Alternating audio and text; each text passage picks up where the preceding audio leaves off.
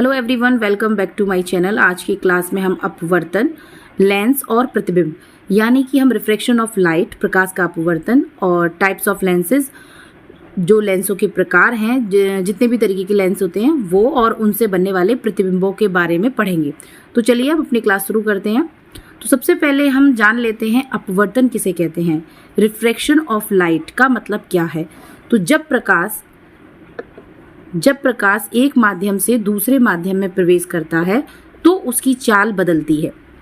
तो जो लाइट है, जो प्रकाश है, वो जब एक मीडियम से दूसरे मीडियम में एंटर करता है, कहने का मतलब ये है, अगर वो हवा से पानी के अंदर जाता है या पानी से हवा के अंदर जाता है या फिर हवा से किसी सॉलिड सरफेस जैसे कांच के अंदर एंटर करता है, तो उसकी जो चाल है यानी कि उसकी जो स्पीड है, जिस स्पीड से वो आ रहा है, वो स्पीड उसकी बदल जाती है। इस वजह से इस कारण प्रकाश की दिशा मुड़ जाती है। इसलिए वो जिस डायरेक्शन में आ रहा होता है उससे थोड़ा सा उसकी डायरेक्शन बदल जाती है। इसे अपवर्तन कहते हैं। तो ये जो पूरी की पूरी ये जो घटना हो रही है, ये जो फिनोमेना है, इसको ही हम अपवर्तन कहते हैं। तो अब हम इसको चित्र के माध्यम से समझने की कोशिश करते हैं। तो देखिए इस चित्र में क्या है कि एक खाली ग्लास है और उसके अंदर एक पेंसिल डाल रखी है। तो वो पेंसिल हमको बिल्कुल जैसी ऊपर से आ रही है बिल्कुल वैसी नीचे तक जा रही है। इसकी डायरेक्शन में कोई भी बदलाव नहीं आ रहा है।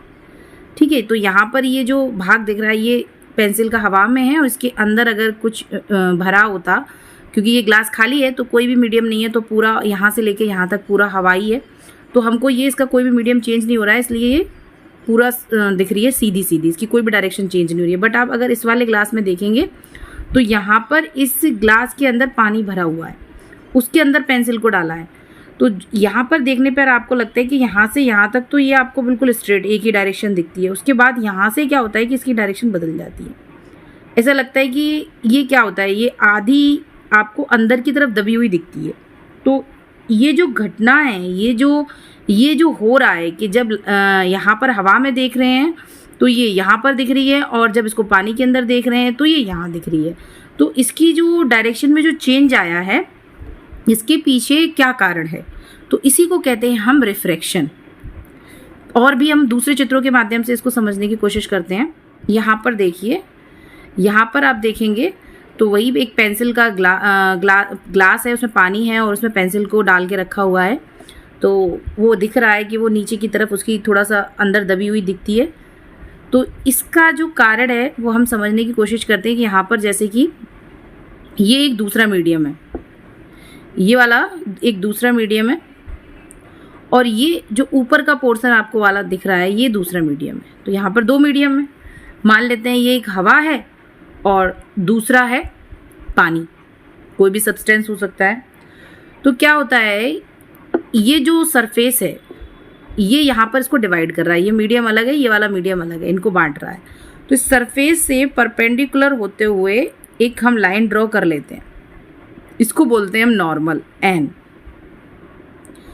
जब कोई रे इस पर इंसिडेंट होती है तो वो इस सरफेस के साथ और इस नॉर्मल के साथ कोई एंगल बनाती हुई इंसिडेंट होती है। तो इस नॉर्मल के साथ जो एंगल बनाती है उसको एंगल ऑफ इंसिडेंस बोलते हैं और इसको आई से रिप्रेजेंट करते हैं।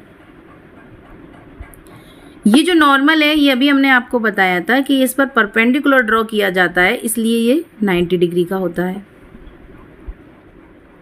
अब क्या होता है कि जब इंसिडेंट रे एक मीडियम से दूसरे मीडियम में एंटर करती है तो उसकी डायरेक्शन बदल जाती है। ये आ तो इस डायरेक्शन में रही थी, बट थोड़ा सा आप देखेंगे ये नॉर्मल की तरफ थोड़ा सा मुड़ जाती है। इसकी डायरेक्शन कैसी हो जाती है, चेंज हो जाती है।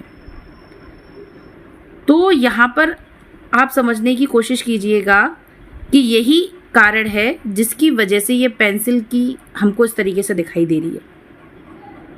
यहाँ पर इसकी डायरेक्शन ऐसी है बट ये हो इधर को गई है।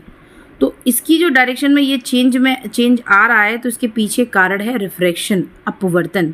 और ये किस वजह से हुआ है कि जब कोई किरण किसी दूसरे मीडियम से किसी दूसरे मीडियम में एंटर करती है तो वो थोड़ा सा अपनी डायरेक्शन को चेंज कर लेती है, उसकी स्पीड बदल जाती है, उसकी दिशा बदल जाती है। उसकी चाल और दिशा दोनों बदलती हैं, इसकी वजह से वो इस तरीके से हमको दिखाई देती है।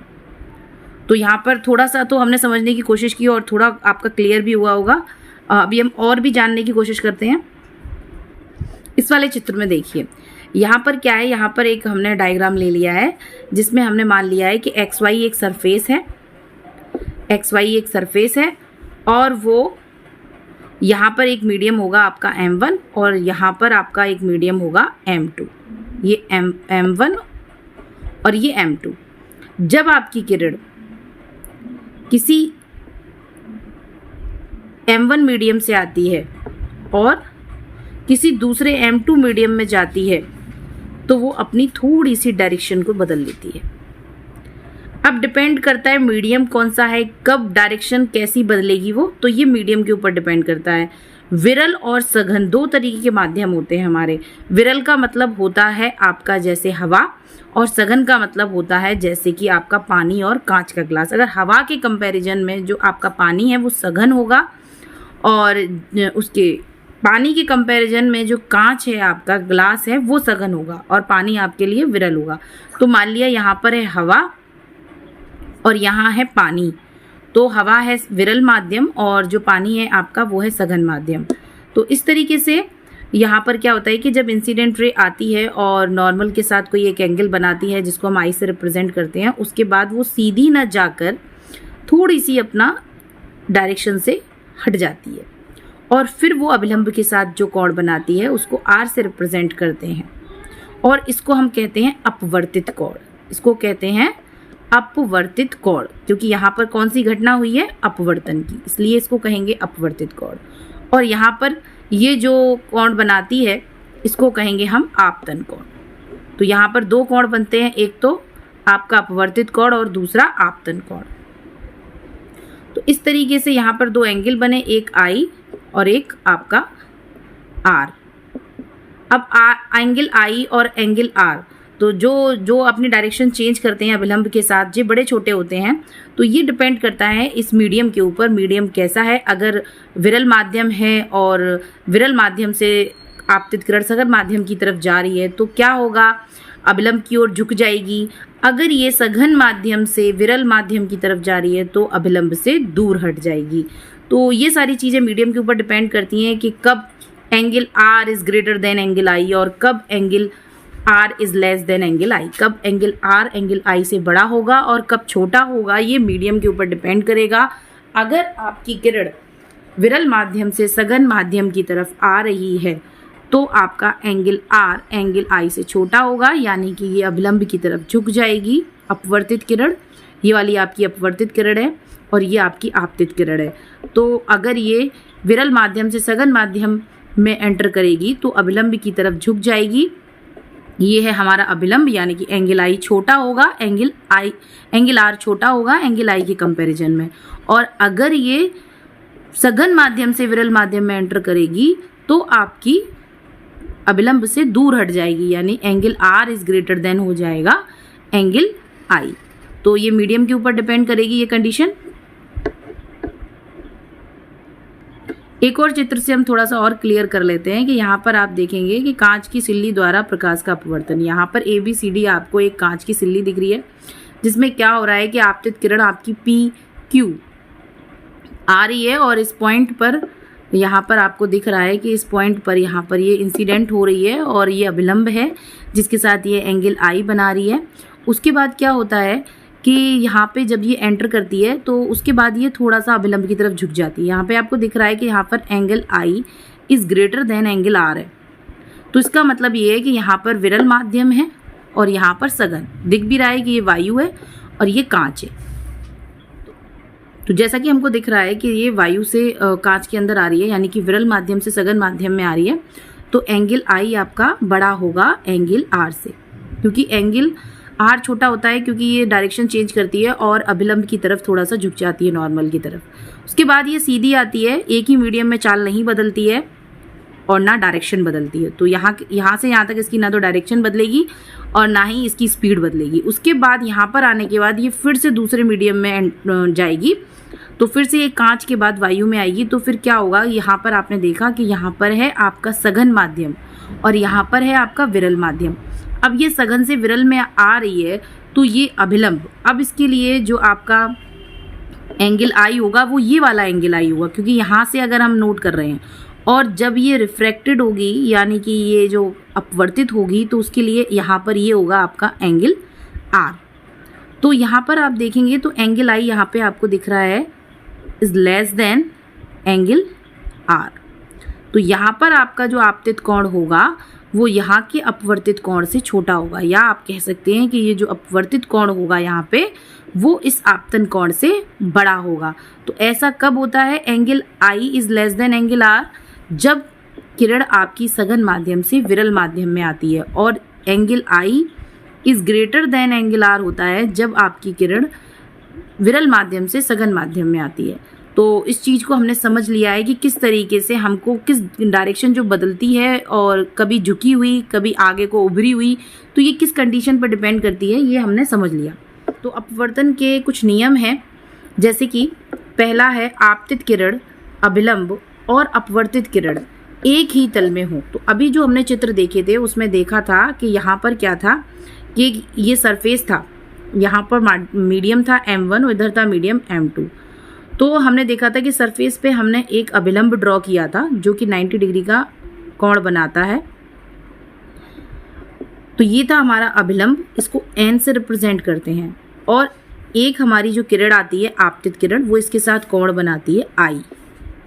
उसके बाद ये जो आपकी अपवर्तित किरण है ये इससे कोई एंगल R बनाती हुई रिफ्रैक्ट हो जाती है, अपवर्तित हो जाती है। तो यहाँ पर ये बात कही जा रही है कि जो आपकी आपतित किरण है और जो आपकी परावर्तित किरण है और जो आपका ये अभिलंब है, ये तीनों एक ही तल में होंगे। तो दिख रहा है हमको ये तीनों एक ही तल में हैं और एक ही बिंदु पर हैं। तो एक नियम तो ये है कि आपतित किरण, अपवर्तित किरण और आपका अभिलंब तीनों एक ही तल में होंगे। प्रकाश कम से अधिक घनत्व में जाता है तो अभिलंब की ओर मुड़ता है। तो जैसा कि अभी हमने समझा कि अगर जो आपका प्रकाश है वो विरल माध्यम से सघन माध्यम में जाता है तो कम से अधिक घनत्व में जाता है तो अभिलंब की ओर मुड़ जाता है, यानी कि एंगल आर आपका छोटा होता है एंगल आई से, या आप कह सकते हैं angle I is greater than angle are.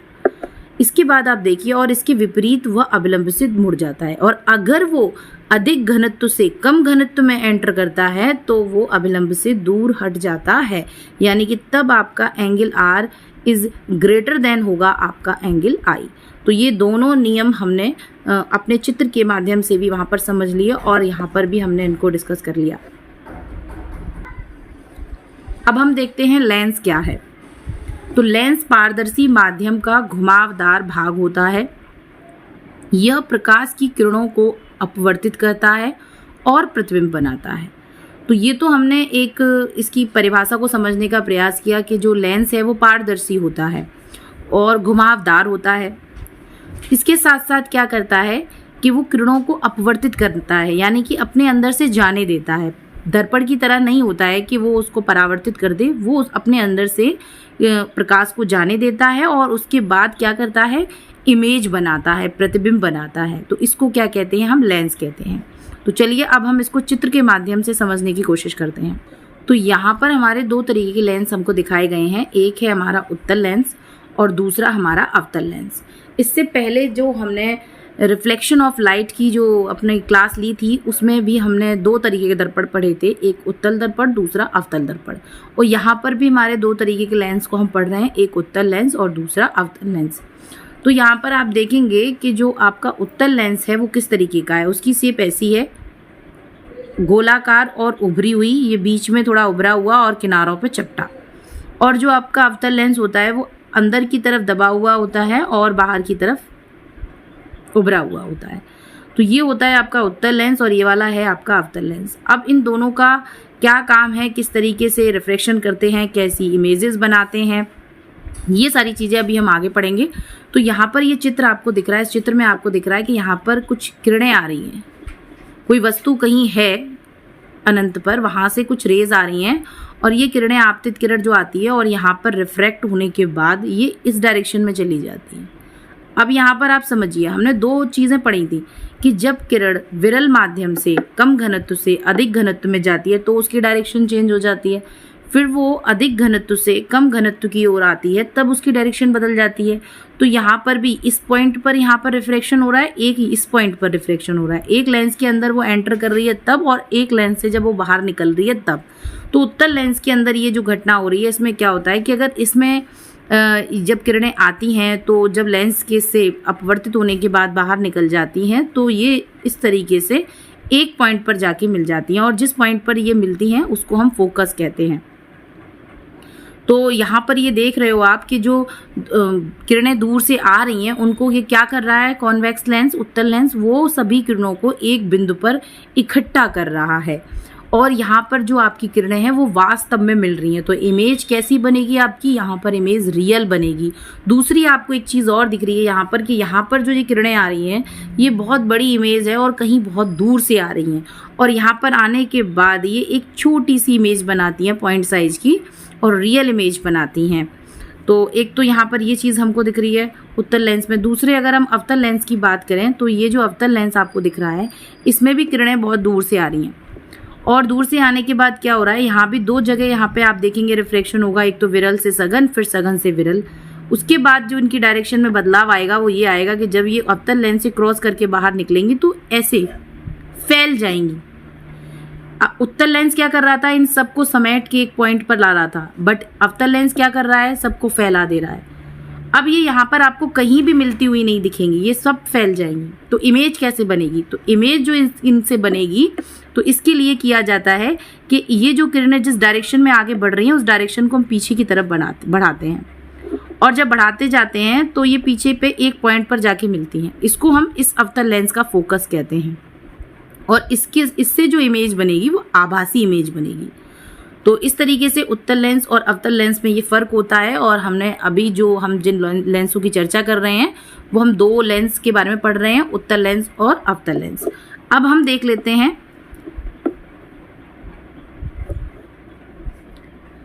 लेंसों से प्रतिबिंब बनने के नियम। तो क्या नियम है जो जिससे प्रतिबिंब बनते हैं, तो देखिए आप, पहला है कि लेंस के मुख्य अक्ष के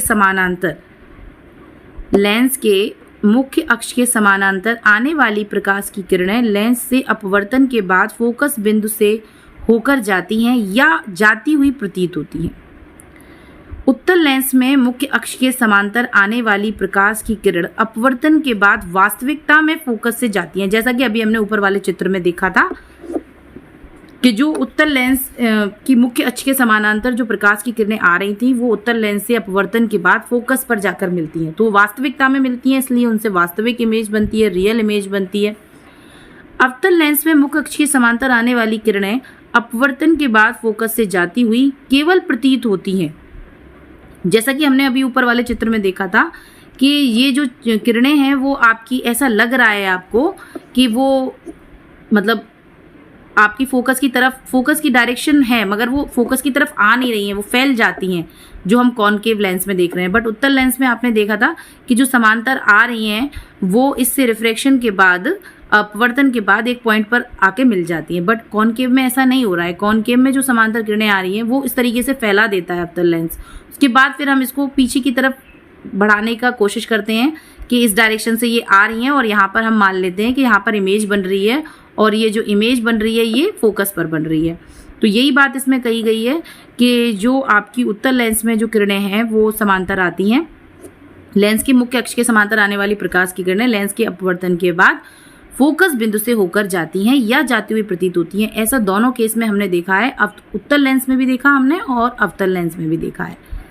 तो उत्तल लेंस में ये वास्तविक मिलती हैं फोकस पे जाके, इसलिए हमारी रियल इमेज बनती है, और अवतल लेंस में ये फैल जाती हैं, तो हम जब उनकी डायरेक्शन को पीछे की तरफ बढ़ाते हैं तो वहाँ पर मिलती हैं, इसलिए वहाँ पर आभासी इमेज बनती है। उसके बाद हम बात करते हैं, तो यहाँ पर हमने चित्रों के माध्यम से लेंस के प्रकार को समझने की कोशिश की है। तो हमारे दो तरीके के लेंस थे, एक तो हमारा था उत्तल लेंस और दूसरा था अवतल लेंस, तो उत्तल लेंस मध्य में मोटा, किनारों पर पतला और किरणों को समाहित करने वाला कन्वर्जिंग लेंस भी बोलते हैं। इस तरीके से जो लेंस है आपका, इसको हम क्या बोलते हैं, उत्तल लेंस बोलते हैं, और इसको कन्वर्जिंग लेंस भी बोलते हैं, क्योंकि ये सभी जो किरणें इसके पैरेलल आती हैं उनको क्या करता है, एक बिंदु पर लाकर फोकस कर देता है, सभी बिंदुओं को एक बिंदु पर मिला देता है, इकट्ठा कर देता है, इसीलिए इसको कन्वर्जिंग लेंस भी बोला जाता है उत्तल लेंस को। इसके साथ जो आपका अवतल लेंस था, कॉनकेव लेंस जिसको बोलते हैं, वो मध्य में पतला, किनारों पर मोटा होता है। इस तरीके से ये जो हमने लेंस देखा था, मध्य में पतला और किनारों पर मोटा होता है, किरणों को फैलाता है। तो जो पैरेलल किरणें आती हैं उनको ये क्या करता है, इस तरीके से फैला देता है, इसलिए इसको डाइवर्जिंग लेंस भी, यानी कि डाइवर्ज करने वाला लेंस भी, डाइवर्जिंग लेंस भी इसको कहते हैं। तो हमने लेंस के प्रकार समझ लिए और लेंस से जो प्रतिबिंब बनने के नियम थे वो भी हमने देख लिए। उसके बाद हम देखते हैं उत्तल लेंस द्वारा प्रतिबिंब का बनना। तो हम इसको भी चित्र से पहले समझेंगे, उसके बाद हम इसकी थ्योरी देखेंगे। तो यहाँ पर देखिए, यहाँ पर हमारे सामने उत्तल लेंस है, और उत्तल लेंस पर जो आप देख रहे हैं, जो आपकी ऑब्जेक्ट है वो अनंत पर है, और अनंत से जो किरणें आती हैं वो मुख्य अक्ष के समांतर आती हैं। तो ये सारी किरणें मुख्य अक्ष के समांतर आ रही हैं, और समांतर आने के बाद जब ये इस लेंस से अपवर्तित होती हैं तो इस पॉइंट पर आकर मिल जाती हैं, इसको हम फोकस कहते हैं, और यहाँ पर इमेज बनती है। तो इस कंडीशन में जो आपकी इमेज बनेगी वो कैसी बनेगी ये देख लीजिए। तो जब बिंब आपकी अनंत पर होगी तो जो प्रतिबिंब है वो फोकस पर बनेगा, बहुत छोटा होगा और बिंदु की साइज का होगा, और वास्तविक होगा, उसके साथ उल्टा होगा। तो ये हमारे याद रखने वाले पॉइंट है। इसके बाद देखिए नेक्स्ट में आप देखेंगे कि अब हम अनंत से अपने बिंब को उठाकर 2f बन के पीछे रख देते हैं, ये रखा हुआ है AB। तो जब यहाँ पर हम रख देते हैं तो आप देखेंगे कि जो मुख्य अक्ष के समांतर जा रही है, और एक जो लेंस के पोल से होती हुई जा रही है, लेंस के ध्रुव से, जो लेंस के ध्रुव से जाती है वो बिना किसी डायरेक्शन को चेंज किए हुए सीधे निकल जाती है, और जो मुख्य अक्ष के समांतर आई है वो अभी हमने देखा है वो फोकस से होकर जाएगी। तो ये जो इसका फोकस है ये यहाँ से होकर जाती है। उसके बाद आप देखेंगे ये दोनों जो किरणें हैं ये अपवर्तन के बाद इस पॉइंट पर आके मिलती हैं, इसी पॉइंट से हम अपना प्रतिबिंब बनाते हैं जो कि उल्टा बनेगा, और जो आपकी वस्तु है बिंब उससे छोटा बनेगा। तो यहाँ पर हमको दिख रहा है कि जो हमारी इमेज है वो वास्तविक बन रही है, उल्टी बन रही है, और जो हमारी ऑब्जेक्ट का साइज है उससे छोटी बन रही है। और कहाँ बन रही है, F और C के बीच बन रही है। तो जो आपका सेंटर ऑफ कर्वेचर है C है, यहाँ पर इधर 2F बने और इधर 2F2 है, ये दोनों हमारे C हैं। तीसरे केस में आप देखेंगे जब हम वस्तु को उठाकर ले आए सेंटर ऑफ कर्वेचर पे, 2F1 पे हम रख देते हैं, C पर ही रख देते हैं। उसके बाद क्या होता है, वही है, दो किरणें हमारी चलेंगी, एक मुख्य अक्ष के समांतर, दूसरा पोल से होकर जाएगी, और दोनों जब ये काटने के बाद जिस पॉइंट पर मिलेंगी वहाँ पर हमारी इमेज बनेगी। इमेज यहाँ भी हमारी उल्टी बनेगी, रियल बनेगी, और जितनी बड़ी हमारी ऑब्जेक्ट है इमेज भी उतनी बड़ी बनेगी। तो जब हम अपनी ऑब्जेक्ट को C पर रखेंगे तो प्रतिबिंब की जो स्थिति है वो भी C पर ही होगी, और समान साइज यानी कि बराबर, जितना बड़ा ऑब्जेक्ट उतनी बड़ी इमेज वास्तविक बनेगी और उल्टी बनेगी। उसके बाद देखिए चौथा केस देखते हैं हम। चौथे में अगर आप देखेंगे तो हम अपनी वस्तु को C के अंदर लेके आते हैं, C और F के बीच में रखते हैं। तो यहाँ पर हमने अपनी वस्तु को रखा हुआ है C और F के बीच में। तो यहाँ पर अब जब आप देखेंगे तो यहाँ से भी उसी तरीके से दो किरणें जाएंगी, एक मुख्य अक्ष के समांतर और दूसरी आपकी ध्रुव से होती हुई, और जहाँ पर ये जिस बिंदु पर मिलेंगी उसी पर हमारी इमेज A', बन के तैयार हो जाएगी। तो अब आप जब देखेंगे कि जिस तरीके से हमारी ऑब्जेक्ट अंदर आती जा रही है और जो हमारी इमेज है बाहर निकलती जा रही है, मगर इमेज जो आपकी बन रही है वो वास्तविक ही बन रही है, उल्टी ही बन रही है। सिर्फ फ़र्क आएगा इसमें कि उसकी पोजीशन बदलेगी और उसका साइज बदलेगा। तो यहाँ पर जब हम C और F के बीच में ऑब्जेक्ट को रखते हैं तो जो इमेज है हमारी वो C से बाहर निकल जाती है और बड़ी बनती है, वास्तविक बनती है और उल्टी बनती है। तो जो A', है वो AB से बड़ी बनेगी। तो उसके बाद ये वाला केस हमने देख लिया। नेक्स्ट देखिए आप ये वाला फिफ्थ में जब आप देखेंगे तो हमने अपनी वस्तु को लाके F पर रख दिया, फोकस पर। उसके बाद दो किरण, एक ये वाली और एक ये जाएगी, और जब पहली वाली फोकस से निकल जाएगी ये भी सीधी निकल जाएगी, तो ये आपको लगेगा कि ये पैरेलल जा रही हैं और ये कहीं किसी पॉइंट पर नहीं मिल रही हैं। तो इस केस में क्या होगा कि जो आपकी इमेज है वो बहुत बड़ी बनेगी, अनंत पर बनेगी, क्योंकि जब पैरेलल जाती है तो जो इमेज बनती है वो अनंत पर बनती है और बहुत बड़ी बनेगी, और वास्तविक बनेगी और उल्टी बनेगी। तो जब फोकस पर होगी ऑब्जेक्ट हमारी, तो जो इमेज है वो आपकी अनंत पर बनेगी। इसके बाद नेक्स्ट केस देखते हैं हम कि अब हम अपनी ऑब्जेक्ट को लेकर आते हैं एफ के अंदर, एफ और पी के बीच में, पोल के और एफ के बीच में। जब पोल और एफ के बीच में हम लेके आते हैं तो यहाँ पर आप देखेंगे कि इसी तरीके से दो किरणें जाएंगी आपकी, और एक ऐसे और एक ऐसे, और ये इस तरीके से जाएंगी कि ये आपको मिलती हुई नहीं लगेंगी, ये ऐसा लगेगा ये फैलती जा रही है। तो इसको हम ये भी नहीं कह सकते कि कहीं अनंत पे जाके मिलेंगी, नहीं मिलेंगी। तो फिर हम इनको पीछे की डायरेक्शन में बढ़ाते हैं और जिस पॉइंट पर ये मिलती हुई हमको लगती हैं वहाँ पर हम एक आभासी इमेज इसकी बना देते हैं। और ये इस केस में यहाँ पर जब आपकी जो ऑब्जेक्ट है वो जब एफ और पी के बीच में होगी, तब उत्तल लेंस से जो आपकी इमेज बनती है वो आभासी बनती है और सीधी बनती है। तो जो आपका उत्तल लेंस है वो वास्तविक इमेज बनाता है, उल्टी इमेज बनाता है, सिर्फ एक केस को छोड़कर। जब आपकी जो ऑब्जेक्ट है अगर पोल और फोकस के बीच में रखी हुई है तो जो उससे इमेज बनेगी वो आभासी बनेगी, सीधी बनेगी, बड़ी बनेगी और आपके दर्पण के पीछे बनेगी।